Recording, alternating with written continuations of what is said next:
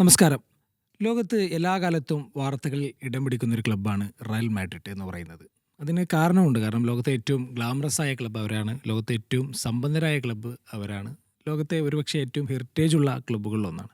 പക്ഷേ ഈ റയലിൽ നിന്നും ഇപ്പോൾ പോയ കുറച്ച് ദിവസങ്ങളായി കേൾക്കുന്നത് ഒരുപാട് വാർത്തകളുണ്ട്. അത് നേരത്തെ ഉള്ള വാർത്തകളാണ്. ഇപ്പോൾ ഒരു മാസം മുമ്പ് തന്നെ ഞാൻ ന്യൂയോർക്ക് ടൈംസിൻ്റെ ഒരു അത്ലറ്റിക് എന്ന് പറയുന്ന വെബ്സൈറ്റിൽ റയലിലെ ഉള്ളിലെരിയുന്ന പ്രശ്നങ്ങളെക്കുറിച്ച് വായിച്ചിരുന്നു. പക്ഷേ അതിനുശേഷം റയൽ പ്രത്യേകിച്ചും എൽ ക്ലാസിക്കോ ഒക്കെ വിജയിച്ചതോടെ ആ പ്രശ്നങ്ങൾ അത്രയ്ക്ക് ലൈംലൈറ്റിൽ എത്തിയിരുന്നില്ല. എന്നാൽ ഇപ്പോൾ വീണ്ടും പ്രത്യേകിച്ച് റയൽ ലാലിഗയിൽ സമനിലയൊക്കെ വഴങ്ങി ഇങ്ങനെ പോയിന്റ്ലെസ് ആയി നിൽക്കുന്ന സാഹചര്യത്തിൽ വീണ്ടും ആ ഇഷ്യൂസ് ഇങ്ങനെ പൊന്തി വരികയാണ്. അതിലേറ്റവും വലിയ പ്രശ്നം എന്ന് പറയുന്നത്, അല്ലെങ്കിൽ മാധ്യമങ്ങൾ ഉയർത്തി കാണിക്കുന്ന പ്രശ്നം എന്ന് പറയുന്നത്, റയലിലെ താരങ്ങളും സാബിയും തമ്മിൽ ഒരു റിഫ്റ്റ് ഉണ്ട് എന്നുള്ള രീതിയിലാണ്. നമുക്കറിയാം കാർലോ ആഞ്ചലോട്ടി പോയ ശേഷം ഈ സീസണിലാണ് സാബി വരുന്നത്. അപ്പോൾ സാബി വന്ന ശേഷം ഞാൻ പറയുന്നത് ഈ മാധ്യമ റിപ്പോർട്ടുകളാണ്. ഇത് ഏതെങ്കിലും ഗോസിപ്പ് സൈറ്റുകൾ മാത്രമല്ല. നമ്മൾ അത്യാവശ്യം ഫുട്ബോളിനെ ശ്രദ്ധിക്കുന്ന എല്ലാവരും, അല്ലെങ്കിൽ ഏറ്റവും എന്താ പറയുക അക്യുറേറ്റായ മാധ്യമങ്ങൾ എന്ന് പറയുന്ന ESPN ആയാലും അത്ലറ്റിക് ആയാലും ഒക്കെ ഈ വാർത്തകൾ റിപ്പോർട്ട് ചെയ്യുന്നുണ്ട്. അപ്പോൾ താരങ്ങളുമായുള്ള റിഫ്റ്റിൽ ഏറ്റവും വലിയ പ്രധാനപ്പെട്ട കാരണം എന്ന് പറയുന്നത്, സാബി വന്നതോടെ ഒരു സ്റ്റാർ കൾച്ചർ റയലിൽ ഇല്ലാതാക്കാൻ ശ്രമിച്ചു. അത് വലിയ അസ്വസ്ഥതകൾ ഒരുപാട് താരങ്ങൾക്ക് ഉണ്ടാക്കിയെന്ന് പറയുന്നുണ്ട്. മറ്റൊന്ന്, സാബി ഒരു കർശനമായ രീതിയിലേക്ക് ടീമിനെ മൊത്തം കൊണ്ടുവന്നു എന്ന് പറയുന്നുണ്ട്. ഇപ്പോൾ ഡ്രസ്സിംഗ് റൂമിലായാലും ട്രെയിനിങ്ങിലായാലും ജിമ്മിലായാലും ഒക്കെ ഒരു കൃത്യമായ ഒരു വർക്കിംഗ് ടൈം, അതുപോലെ കർശനമായ നിർദ്ദേശങ്ങളൊക്കെ സാബി നടപ്പാക്കി. ഇതിൽ പല താരങ്ങൾക്കും അമർഷമുണ്ട് എന്നുള്ള രീതിയിൽ പറയുന്നു. മറ്റൊന്ന് സാബിയുടെ ടാക്ടിക്സ് ആണ്. സാബിയുടെ ടാക്ടിക്സ് റയലിന് അനുയോജ്യമല്ല എന്നുള്ള രീതിയിൽ ലോകമെമ്പാടുമുള്ള, കേരളത്തിലടക്കം ആരാധകർ നിരന്തരമായിട്ട് കമൻ്റ് അടിക്കുന്നുണ്ട്. അപ്പോൾ ഈ ഒരു ഇഷ്യൂസ് നമ്മൾ ചർച്ച ചെയ്യാമെന്നാണ് വിചാരിക്കുന്നത്. നമ്മുടെ കൂടെ നമ്മുടെ സ്പോർട്സ് ഡെസ്കിൽ തന്നെയുള്ള ഫസീഹുണ്ട്. മറ്റൊന്ന് നമ്മുടെ ഡോക്ടറാണ്, ഡോക്ടർ ഇനൂപ് രാമചന്ദ്രൻ. നമ്മൾ മുമ്പൊരു ഡിസ്കഷനിൽ അദ്ദേഹത്തെ ഇരുത്തിയിരുന്നു. അദ്ദേഹം ഒരു പ്രൊഫഷണലി അദ്ദേഹം ഡോക്ടറാണ്. അതിൽ അദ്ദേഹം പാഷൻ നോക്കിയ പ്രൊഫഷണലി ഡോക്ടറാണെങ്കിലും പാഷൻ അദ്ദേഹം ഒരു ഫുട്ബോൾ വളരെയധികം ഇഷ്ടപ്പെടുന്ന ആളാണ്. അദ്ദേഹം ഖത്തർ ലോകകപ്പിൻ്റെ മെഡിക്കൽ ടീമിൻ്റെ ഭാഗമായി പ്രവർത്തിച്ചിരുന്നു. അപ്പോൾ നമുക്ക് ഫസീലിൽ നിന്ന് തന്നെ തുടങ്ങാം. ഈ ഒരു റയലിലെ ഇഷ്യൂസ് കേൾക്കുമ്പോൾ, പ്രത്യേകിച്ചും താരങ്ങളും സാബി തമ്മിലുള്ള ഇഷ്യൂസ് കേൾക്കുമ്പോൾ, അതിൽ ഇപ്പോൾ ഒരുപാട് രസകരമായ കമൻ്റ് ഉണ്ട്. ഇപ്പോൾ ഈ ന്യൂയോർക്ക് ടൈംസ് എന്ന് പറയുന്നത് ഈ താരങ്ങളുമായിട്ട് സോഴ്സ് ഉള്ള ഒരു വാർത്താ മാധ്യമമാണ്. അപ്പോൾ ഒരു താരങ്ങളുമായി ബന്ധപ്പെട്ട് പറയുന്നത്, ഒന്ന്, ഈ താരങ്ങളിൽ നിന്ന് ഒരാൾ പ്രതികരിച്ചത് ഈ സാബിയുടെ വിചാരം അദ്ദേഹം പെപ് ഗാർഡിയോളയാണെന്നാണ്. പക്ഷേ അദ്ദേഹം വെറുമൊരു സാബി മാത്രമാണെന്ന് മനസ്സിലാക്കുന്ന രീതിയിൽ ഒരു പ്രതികരണമുണ്ട്. മറ്റൊന്ന്, ഈ കാർലോ ആഞ്ചലോട്ടിയൊക്കെ ഈ താരങ്ങൾക്കിടയിൽ വളരെ പോപ്പുലറായിരുന്നു.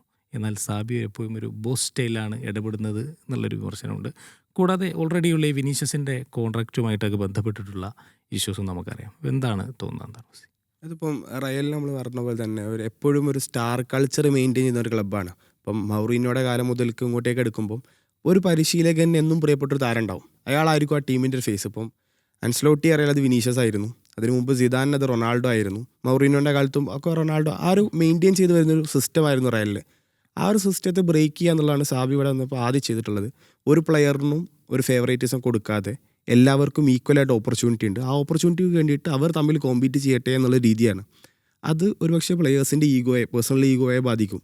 കാരണം ആ അവരൊരു പ്ലെയർ എന്നതിലപ്പുറത്തേക്ക് ഒരു സ്റ്റാർ, ഒരു സെലിബ്രിറ്റി പദവി ആഗ്രഹിക്കുന്ന ആളുകളായിരിക്കും. അവർക്ക് അത് ബ്രേക്ക് ചെയ്യുന്നു, അത് തങ്ങളുടെ പരിശീലകൻ ബ്രേക്ക് ചെയ്യാൻ ശ്രമിക്കുന്നു എന്നുള്ളത് പ്ലെയേഴ്സിനെ ആക്സെപ്റ്റ് ചെയ്യാൻ ഭയങ്കര പ്രയാസങ്ങളുണ്ട്. അത് ഈ ഒരു സീസണിൻ്റെ തുടക്കം മുതൽക്കേ റയൽ മാഡ്രിഡിൻ്റെ അകത്ത് പോയിരുന്നൊരു വിഷയമായിരുന്നു. അതിപ്പോൾ ഒന്നും കൂടിയും പുറത്തോട്ട് എക്സ്പ്ലോർ ചെയ്തതെന്ന് വെച്ചാൽ ലിവർപൂളിനോട് തോൽക്കുന്നു. അത് കഴിഞ്ഞ് വന്നിട്ടുള്ള 2 മത്സരങ്ങൾ കണ്ടിന്യൂസ്ലി സമനില വഴങ്ങുന്നു. അപ്പോൾ റയലിനുള്ളിൽ ഇപ്പം ഒരു വിഷയം പുറത്തോട്ടേക്ക് വരാനൊരു ചാൻസ് ഉണ്ടാവുക. എൽ ക്ലാസിക്കോക്ക് വിജയിച്ചിരിക്കുമ്പോൾ ഇങ്ങനത്തെ ഒരു വിഷയം പുറത്തോട്ടേക്ക് വരാനുള്ള സാധ്യതകൾ കുറവാണ്. ഒരു സാഹചര്യം ഒത്തു വന്നപ്പോൾ ആ വാർത്തകളൊന്നും കൂടുതലായിട്ട് എക്സ്പ്ലോർഡായി എന്നുള്ളതാണ് നിലവിൽ സംഭവിക്കുന്നത്. സാബിയുടെ ടാക്ടിക്സിൽ പലരും പല പ്രശ്നങ്ങൾ കാണുന്നത്. അതായത് ഇതുവരെ നടന്ന സീസണിൽ റയൽ സ്വാഭാവികമായിട്ട് ലാലിഗയിലും മുകളിലാണ്. ചാമ്പ്യൻസ് ലീഗ് ഒരു മത്സരമാണ് തോറ്റിട്ടുള്ളത്. എങ്കിലും ടാക്റ്റിക്കലി വിന്നായ മത്സരങ്ങൾ കുറവാണ്. ഇൻഡിവിജ്വൽ ബ്രില്യൻസിൽ അല്ലെങ്കിൽ 1-2 താരങ്ങൾ നന്നാവുമ്പോൾ വിജയിക്കുന്നു എന്നതിലപ്പുറത്തേക്ക് ടീമിൻ്റെ കോർഡിനേഷനിൽ വിജയിച്ച മത്സരങ്ങൾ വളരെ കുറവാണ്. ബാർസയ്ക്ക് മേൽ അവർക്കൊരു ടീം വിജയിക്കാൻ പറ്റി എന്നിരുന്നെങ്കിൽ കൂടി ബാക്കി മത്സരങ്ങളൊന്നും അത് കാണുന്നില്ല. അപ്പോൾ ടോട്ടലി ഫാൻസ് ആയാലും പ്ലെയേഴ്സ് ആയാലും സാബിക്കെതിരെ തിരിയുന്നതിൻ്റെ പ്രധാന കാരണങ്ങളിലൊന്ന് ഇത് തന്നെയാണ്. രണ്ടാമത് പറയാനുള്ളതെന്ന് വെച്ച് കഴിഞ്ഞാൽ, ഈ ഒരു പ്ലെയറിനും ഫിക്സ്ഡ് ആയിട്ടൊരു സ്പോട്ടില്ല എന്ന് പറയുമ്പോൾ അത് പല പ്ലെയേഴ്സിനെയും ബാധിക്കും. കാരണം റയൽ നമുക്കറിയാം ഒരുപാട് സ്റ്റാർ പ്ലെയേഴ്സാണ്. ഇവരെല്ലാവരെയും കൂടി ഒരു 11 ഉൾപ്പെടുത്തുക എന്ന് പറയുന്നത് തന്നെ പ്രാക്ടിക്കലി ഇമ്പോസിബിൾ ആയിട്ടൊരു ടാസ്ക്കാണ്.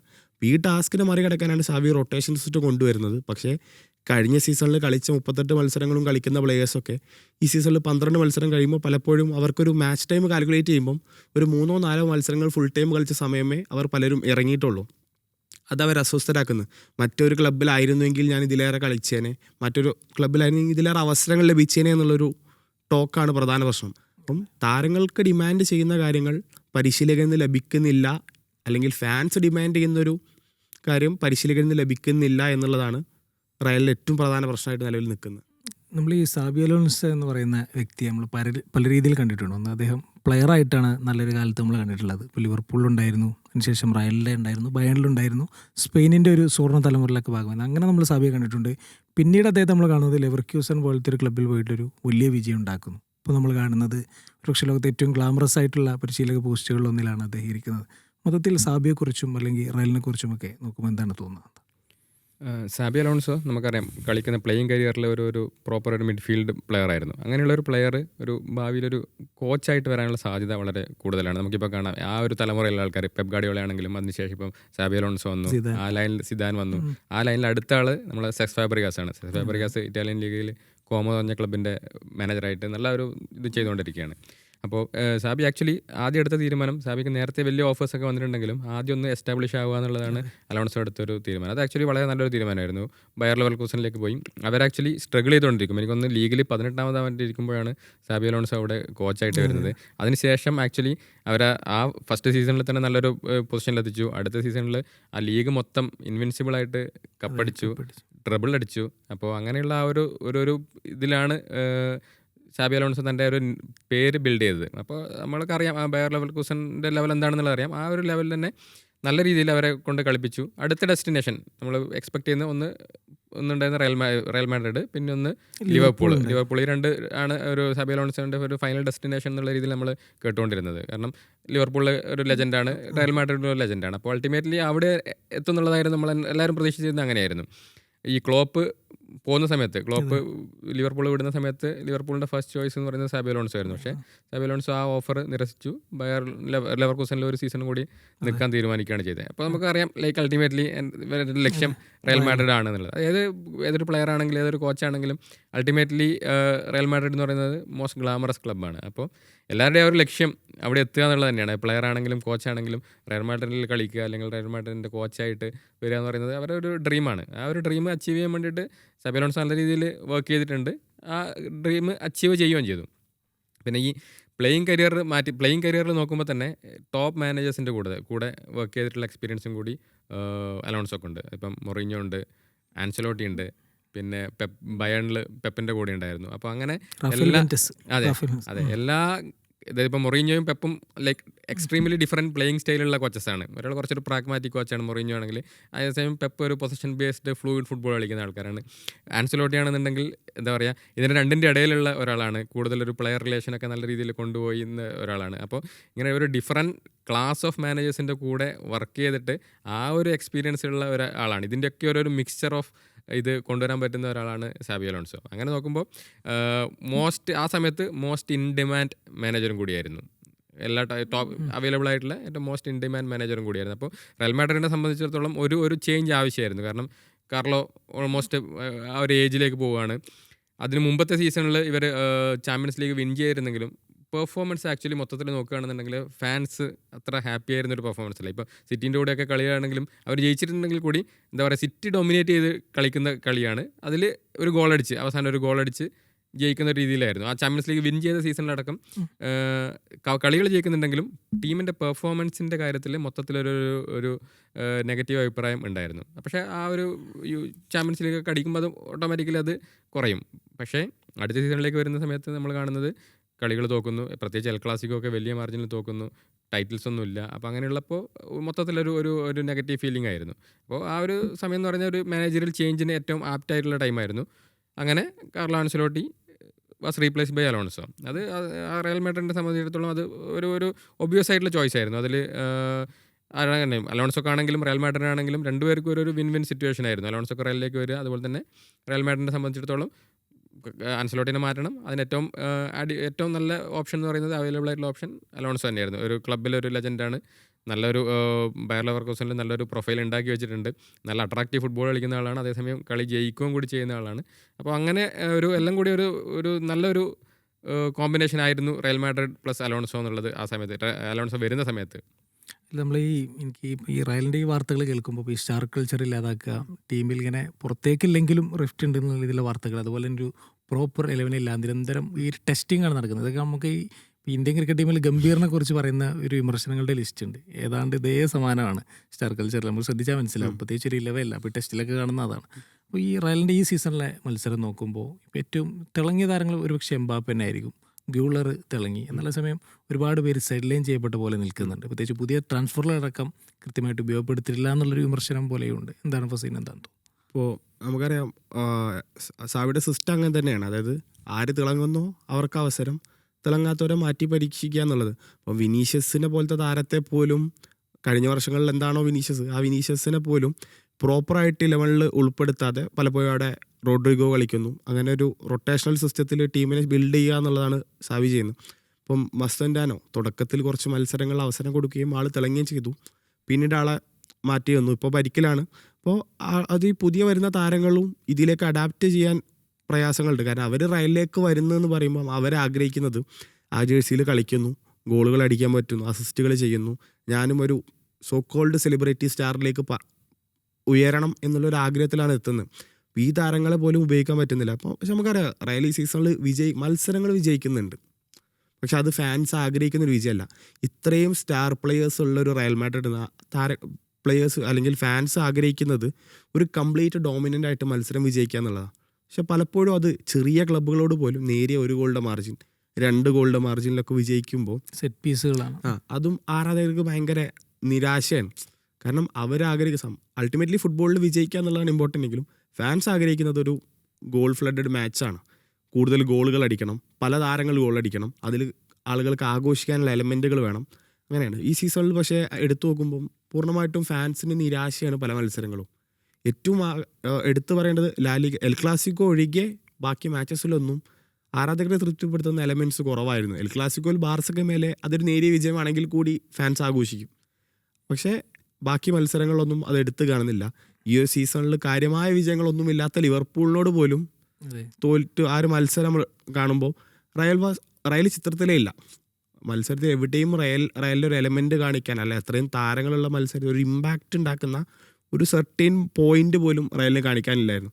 അപ്പം അത്തരത്തിലൊരു വിജയമോ അല്ല അത്തരത്തിലൊരു ടീമോ അല്ല ആരാധകർ പ്രതീക്ഷിക്കുന്നത്. താരങ്ങൾ പ്രതീക്ഷിക്കുന്നത് അത്തരത്തിലൊരു ടാറ്റിക്സ് അല്ല.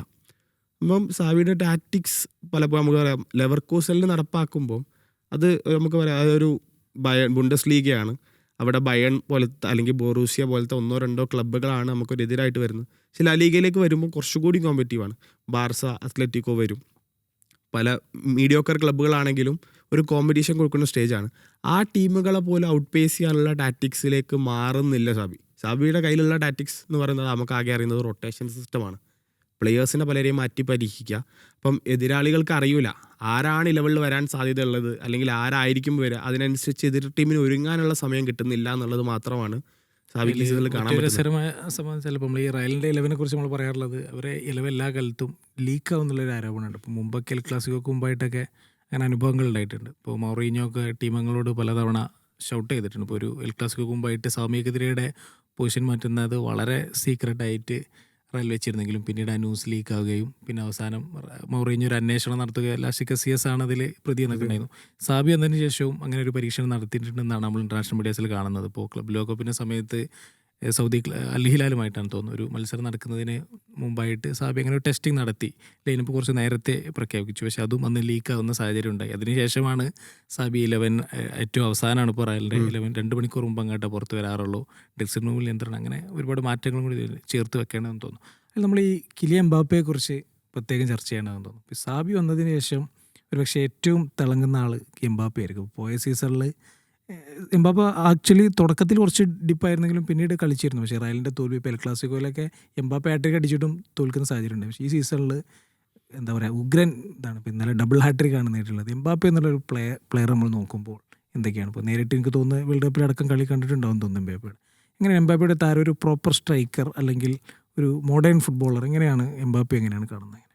എംബാപ്പെ ഇപ്പോൾ ആക്ച്വലി റയൽ മാഡ്രിഡിൽ ഒരു സ്ട്രൈക്കർ റോളിലാണ് കളിക്കുന്നത്. അത് ആക്ച്വലി ഔട്ട്പുട്ട് കൂട്ടിയിട്ടുണ്ട്. നമ്മുടെ goal involvement, goal scoring chances, അതായത് ഗോൾ സ്കോറിംഗ് പൊസിഷനിലേക്ക് വരുന്നത് നല്ല രീതിയിൽ കൂട്ടിയിട്ടുണ്ട്. പക്ഷേ എംബാപ്പെ ഈ PSG-യിലൊരു റിഫ്റ്റ് ഉണ്ടാവാനുള്ള ഒരു കാരണം തന്നെ എംബാപ്പെ സ്ട്രൈക്കർ പൊസിഷനിൽ കളിക്കാൻ തയ്യാറായിരുന്നില്ല. ലൂയിസ് എൻട്രിക്ക് ഈ ഒരു എംബാപ്പേനെ ഒരു സെൻട്രൽ പൊസിഷനിൽ കളിപ്പിക്കാൻ വേണ്ടിയുള്ള പ്ലാൻ ഉണ്ടായിരുന്നു. പക്ഷേ എംബാപ്പെ അതിന് വില്ലിങ് ആയിരുന്നില്ല. എംബാപ്പയ്ക്ക് ആക്ച്വലി വേണ്ടത് ഒരു സ്ട്രൈക്കർ വേണം. ആ സ്ട്രൈക്കർ സെൻട്രൽ ഡിഫൻഡർ ഒക്കുപ്പൈ ചെയ്തിരിക്കണം. അപ്പോൾ എംബാപ്പയ്ക്ക് ലെഫ്റ്റിൽ നിന്ന് കുറച്ചും കൂടി എളുപ്പമാണ് കളിക്കാൻ വേണ്ടിയിട്ട്, ഗോൾ സ്കോർ ചെയ്യാൻ വേണ്ടിയിട്ട് കുറച്ചും കൂടി എളുപ്പമാണ്. ആ ഒരു പൊസിഷനാണ് എംബാപ്പെ പ്രിഫർ ചെയ്യുന്നത്. നമ്മൾ ഫ്രാൻസ് നാഷണൽ ടീം നോക്കിക്കഴിഞ്ഞാൽ ജിറൂഡ് അവർ 18 ഗോൾ വേൾഡ് കപ്പ് അടിച്ചപ്പോഴും അവരുടെ സെൻട്രൽ ഫോർവേഡ് ഒരു ഗോൾ പോലും അടിച്ചിരുന്നില്ല. പക്ഷേ അവർ ചെയ്യുന്നത് വെച്ചാൽ ആ സെൻട്രൽ ഫോർവേഡിനെ ഓക്യുപ്പൈ ചെയ്യുകയാണ്. അപ്പോൾ നമുക്ക് ബാക്കി ഗ്രീസ്മാനും ഈ പറഞ്ഞ പോലെ എംബാപ്പയ്ക്കുള്ള കളിക്കാനുള്ള സ്പേസ് ഉണ്ടാക്കുകയാണ് ചെയ്യുന്നത്. അപ്പോൾ എംബാപ്പെ ആ ഒരു ഇതിലാണ് പ്രിഫർ ചെയ്തിരുന്നത്. നമ്മൾ ഈ പറഞ്ഞ ഈ പ്ലെയർ പവർ എന്ന് പറയുന്നത് വർക്ക് ചെയ്യുന്ന അവിടെയാണ്. PSG-യിൽ ഒരു റിഫ്റ്റ് ഉണ്ടാകാനുള്ള മെയിൻ കാരണം ഇതാണ്. എംബാപ്പയും എൻട്രിക്കയും തമ്മിലുള്ള ഈ ഒരു പ്രശ്നം ഉണ്ടായിരുന്നു.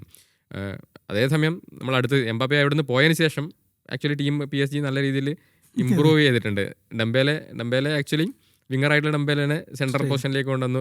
ഡംബേലെ സ്കോർ ചെയ്തു, ചാമ്പ്യൻസ് ലീഗ് അടിച്ചു, ബാലൻ ഡി ഓർ വിൻ ചെയ്തു. അപ്പോൾ നമ്മൾ ചില സമയത്ത് ഈ പറഞ്ഞ പോലെ പ്ലേയേഴ്സ് ചില കോംപ്രമൈസുകൾ ചെയ്യേണ്ടി വരും. അത് കോച്ചിൻ്റെ ഇതിനനുസരിച്ചിട്ട് ചില സമയത്തുള്ള കോംപ്രമൈസുകൾ വേണ്ടി വരും. നമ്മളിപ്പം ഈ പ്രീ സീസണിൽ നോക്കുകയാണെന്നുണ്ടെങ്കിൽ അലോൺസോ പ്രീ സീസണിൽ നോക്കുകയാണെന്നുണ്ടെങ്കിൽ ആക്ച്വലി എംബാപ്പെ സ്ട്രൈക്കറായിട്ടായിരുന്നില്ല കളിച്ചിരുന്നത്. നമ്മളിപ്പോൾ ക്ലബ് വേൾഡ് കപ്പിലൊക്കെ ആണെന്നുണ്ടെങ്കിൽ ഗോൺസാലോ ഗാർഷ്യ അക്കാഡമി പ്ലെയറായ ഗോൺസാലോ ഗാർഷ്യയാണ് സെൻട്രൽ ഫോർവേഡ്. നമ്മൾ ആ സീസണിന് മുന്നോട്ട് പോകുമ്പോൾ നമ്മൾ അങ്ങനെയാണ് പ്രതീക്ഷിച്ചിരുന്നത്. അതായത് ഗാർഷ്യ ഉണ്ടാവും. പക്ഷേ അതിൽ ഏറ്റവും വലിയ പ്രശ്നം എന്ന് വെച്ച് കഴിഞ്ഞാൽ എംബാപ്പയുടെ ഫേവേർഡ് പൊസിഷൻ എന്ന് പറയുന്നത് ലെഫ്റ്റ് വിങ് എന്നുള്ളതാണ്. ലെഫ്റ്റ് വിങ്ങിൽ ക്ലോസ് ടു ബോക്സ് കളിക്കുന്ന പ്ലെയറാണ്. പക്ഷേ അതേ പൊസിഷനിലാണ് വിനീഷ്യസും കളിക്കുന്നത്. അത് വിനീഷ്യസ് അതിന് തൊട്ട് മുമ്പത്തെ സീസണിൽ ബാലൻ ഡി ഓർ ചാമ്പ്യൻസ് ലീഗ് അടിച്ച് ബാലൻ ഡി ഓർ ടോക്കിലുണ്ടായിരുന്ന ആളാണ്. അപ്പോൾ ആ ഒരു പ്രശ്നമുണ്ട്. അതായത് രണ്ട് സൂപ്പർ സ്റ്റാർസ് ഒരേ പൊസിഷനിലേക്ക് കളിക്കാൻ വേണ്ടി വരുന്നു. അപ്പോൾ അതെങ്ങനെ അക്കോമഡേറ്റ് ചെയ്യും? ഈ പറഞ്ഞ പോലെ തന്നെ പ്ലെയർ സ്റ്റാർ ഈഗോസ് അങ്ങനെയുള്ള മാനേജ് ചെയ്യുന്ന കാര്യങ്ങളൊക്കെ അതിൽ വരുന്നുണ്ട്. പക്ഷേ ഈ ഒരു സെൻട്രൽ പൊസിഷനിലേക്ക് മൂവ് ചെയ്യുന്നതോടുകൂടി ആ ഒരു പ്രശ്നം സോൾവ് ചെയ്യുന്നുള്ളതാണ് നമ്മൾ വിചാരിച്ചത്. കാരണം എംബാപ്പെ സെൻട്രലിൽ കളിക്കാൻ പറ്റുന്ന പ്ലെയറാണ്. ആ കളിക്കും തോറും അതിൻ്റെ ഔട്ട്പുട്ട് ഗോൾ ഇൻവോൾവ്മെൻറ്റ് കൂട്ടാനും പറ്റും. അപ്പോൾ നമ്മൾ പറഞ്ഞ പോലെ വിനീഷ്യസ് നേരത്തെ കളിച്ചിരുന്ന പൊസിഷൻ, വിനീഷ്യസിൻ്റെ ഫേവറേറ്റ് പൊസിഷനിൽ വിനീഷ്യസിനും കളിക്കാനുള്ളൊരു ഓപ്ഷനും കൂടി ഉണ്ടാവും. അപ്പോൾ എല്ലാം നോക്കുകയാണെന്നുണ്ടെങ്കിൽ അത് ആക്ച്വലി ഒരു നല്ലൊരു മൂവ് ആയിരുന്നു എംബാപ്പയെ സെൻട്രൽ കളിപ്പിക്കുക എന്നുള്ളത്. ബാക്കിയുള്ള വിങ്ങേഴ്സിനെ മാക്സിമം യൂട്ടിലൈസ് ചെയ്യാനും എംബാപ്പേൻ്റെ ക്ലിനിക്കൽ ഫിനിഷറാണ് എംബാപ്പേൻ്റെ ആ clinical nature in front of the box. ആ ബോക്സിലുള്ള ഒരു ക്ലിനിക്കൽ പ്രസൻസ് മാക്സിമം യൂട്ടിലൈസ് ചെയ്യാൻ പറ്റുന്ന ഒരു പൊസിഷനായിരുന്നു. നമ്മളിപ്പം റൊണാൾഡോൻ്റെ ലേറ്റർ കരിയറിൽ നോക്കിക്കഴിഞ്ഞാൽ മനസ്സിലായി. നമ്മൾ റൊണാൾഡോ ലെഫ്റ്റ് വിങ്ങറായിട്ട് സ്റ്റാർട്ട് ചെയ്തതാണ്. പക്ഷേ അൾട്ടിമേറ്റ്ലി ഒരു നമ്പർ 9 എവല്യൂഷൻ ആയിരുന്നു. ആ നമ്പർ 9 വരുന്നതോറും റൊണാൾഡോൻ്റെ നമ്പേഴ്സ് എത്രമാത്രം കൂടിയിട്ടുണ്ടെന്നുള്ളത് നമുക്ക് കാണാൻ വേണ്ടി പറ്റും. അപ്പോൾ അങ്ങനെ നോക്കുമ്പോൾ എംബാപ്പയെ സംബന്ധിച്ചിടത്തോളം ടീമിനെയും എംബാപ്പയെ സംബന്ധിച്ച് നോക്കുന്തോറും ഈ ഒരു പൊസിഷൻ എംബാപ്പയ്ക്ക് സ്യൂട്ട് ചെയ്യുന്ന പൊസിഷനാണ്. അതുപോലെ തന്നെ ടീമിനും സ്യൂട്ട് ചെയ്യുന്ന പൊസിഷനാണ്. പക്ഷേ ഈ പറഞ്ഞ പോലെ എന്തോ സംതിങ് ഈസ് റോങ്, എവിടെയോ എന്തൊക്കെയോ വർക്ക് ആവുന്നില്ല. നമ്മൾ ഏറ്റവും ഒബ്വിയസ് ആയിട്ട് അത് കണ്ടത് ഈ കഴിഞ്ഞ എൽ ക്ലാസിക്കോയിൽ വിനീഷ്യസിനെ സബ്സ്റ്റിറ്റ്യൂട്ട് ചെയ്തപ്പോൾ വിനീഷ്യസ് ഭയങ്കര അഗ്രസീവായിട്ടാണ് റിയാക്ട് ചെയ്തത്. അപ്പോൾ അന്നേരമാണ് നമ്മൾ കുറച്ചും കൂടി ഇങ്ങനൊരു പ്ലെയർ റിഫ്റ്റ് എന്നുള്ള കാര്യം ചർച്ചയിലും കൂടുതലായിട്ട് വന്നത്. ശരിക്കും ആക്ച്വലി അങ്ങനെ ഒരു പ്ലെയർ ഇഷ്യൂ ഇപ്പം റയലിൽ നടക്കുന്നുകൊണ്ടിരിക്കുന്നുണ്ടെന്നാണ് റിപ്പോർട്ട് ചെയ്യപ്പെടുന്നത്. ഈ പറഞ്ഞ ഒരു എന്താ പറയുക, സാബി അധികം ഫേവർ ചെയ്യാത്ത കുറച്ച് ആൾക്കാർ, വിനീഷ്യസ്, റോഡ്രിഗോ, മെൻഡി, അങ്ങനെ വൽവെർഡെ, അങ്ങനെ കുറച്ച് പ്ലെയേഴ്സ്, ഒരു ഗ്രൂപ്പ് ആൾക്കാർ സാബിക്കെതിരെയും എംബാപ്പെ അതുപോലെ തന്നെ കോർട്ടോ അങ്ങനെയുള്ള ആൾക്കാർ ഒരു ഗ്രൂപ്പുമായിട്ടുള്ളൊരു പ്രശ്നമുണ്ട് എന്നുള്ള കാര്യം ഇപ്പം പൊങ്ങി വരുന്നുണ്ട്. അത് പക്ഷേ ഈ പറഞ്ഞ പോലെ പ്ലെയർ പവർ ഉള്ള ക്ലബ്ബുകളിൽ അതെപ്പോഴും ഉണ്ടാകുന്ന ഒരു ഇഷ്യൂ ആണ്. പക്ഷേ അതൊരു ഹെൽത്തി ആയിട്ടുള്ള കാര്യമല്ല. മോസ്റ്റ് ഓഫ് ദ ടൈം ഇത് എൻ്റെ ഒരു മാനേജറിനെ സാക്ക് ചെയ്യുന്നതിലാണ് എൻ്റെ ചെയ്യുക, അല്ലെങ്കിൽ ഒരു പ്ലെയറെ ഒഴിവാക്കുക എന്നുള്ള രീതിയിൽ. ഇതിപ്പം എങ്ങോട്ട് പോകുമെന്ന് നമുക്കും പറയാൻ പറ്റില്ല. അലോൺസോ നല്ല രീതിയിലുള്ള റിസൾട്ട് ഉണ്ടാക്കുകയാണെന്നുണ്ടെങ്കിൽ വിനീഷ്യസ് ക്ലബ്ബ് വിട്ട് പോകാനുള്ള സാധ്യത കൂടി കോൺട്രാക്ട് റിന്യൂവലൊക്കെ ഇതിലിങ്ങനെ നിൽക്കുകയാണ്. നമ്മൾ ഈ റയലിൻ്റെ മോസ്റ്റ് സക്സസ്ഫുൾ മാനേജേഴ്സിനെ നോക്കിക്കഴിഞ്ഞ് കഴിഞ്ഞാൽ സിദാൻ ആണെങ്കിലും ആൻസലോട്ടി ആണെങ്കിലും അവരുടെ ഒരു ടാക്ടിക്കൽ ബ്രില്യൻസിനേക്കാളെതിരെ അവരുടെ മാനേജ്മെൻറ്റാണ് നമ്മളെപ്പോഴും പറയുന്ന ഒരു കാര്യം. സിദാൻ നമുക്ക് വേറെ ഒരു എക്സ്പീരിയൻസ് ഇല്ല. സിദാൻ നമ്മൾ റയൽ മാഡ്രിഡിലേ കണ്ടിട്ടുള്ളൂ. പക്ഷേ പ്ലെയർ ഈഗോസിനെയും മാനേജ്മെൻറ്റും കാരണമാണ് അവർ ആ ഒരു അത്രയും റിസൾട്ട് ഉണ്ടാക്കിയിട്ടില്ല. ആൻസലോട്ടിൻ്റെ കാര്യത്തിലാണെങ്കിലും എല്ലാ പ്ലെയേഴ്സും പറയുന്ന ഒരു കാര്യമാണ് ആൻസലോട്ടിൻ്റെ മാനേജ്മെൻറ്റ് എന്നുള്ള കാര്യം. അപ്പോൾ ഈ പറഞ്ഞ പോലെ അലോൺസോ കമ്പാരിറ്റീവ്ലി യങ് ആയിട്ടുള്ള ഒരാളാണ്. അപ്പോൾ ആ ഒരു മാനേജ്മെൻറ്റ് സ്കിൽസൊക്കെ അതെ. ഇതായി വരുന്നേ ഉണ്ടാവുള്ളൂ. പക്ഷേ ഈ പറഞ്ഞ പോലെ നല്ല റിസൾട്ട് ആയി വരികയാണെന്നുണ്ടെങ്കിൽ ഈ പറഞ്ഞ പോലെ പ്ലെയർ പവർ എന്നുള്ള സാധനം എൻഡ് ചെയ്യാൻ വേണ്ടി പറ്റും. ഇനി റിസൾട്ട് ഉണ്ടാവുന്നില്ല എന്നുണ്ടെങ്കിൽ അൾട്ടിമേറ്റ്ലി ആ പ്ലെയർ പവർ തന്നെ വിജയിക്കും. എംബാപ്പയെ സംബന്ധിച്ചിടത്തോളം വളരെ പ്രൊഡക്റ്റീവാണ്. ഈ ഒരു പൊസിഷൻ ആണെങ്കിലും സ്കോറിംഗ് റേറ്റ് ആണെങ്കിലും എല്ലാം വളരെ പ്രൊഡക്റ്റീവായിട്ടുള്ളൊരു കാര്യമാണ്. ഇന്നലെ തന്നെ 4 ഗോളാണ് അടിച്ചിട്ടുള്ളത്. അപ്പം അത് ഒരു ഒരു ഒരു പോസിറ്റീവായിട്ടുള്ള കാര്യമാണ്. ടീമിൻ്റെ മൊത്തത്തിലാണെങ്കിലും എംബാപ്പെ ലൈക്ക് അൾട്ടിമേറ്റ്ലി അവരൊക്കെ ലക്ഷ്യം ചാമ്പ്യൻസ് ലീഗ് വിൻ ചെയ്യുക, ബാലൺ ഡി ഓർ വിൻ ചെയ്യുക എന്നൊക്കെയാണല്ലോ ഈ ഒരു റയൽ മാഡ്രിഡിലേക്ക് പോകുമ്പോൾ എല്ലാ പ്ലേയേഴ്സും ചെയ്യുന്നത്. അപ്പം നമ്പർ കൂടുന്തോറും അതിനുള്ള ചാൻസും കൂടുകയാണ് ചെയ്യുക.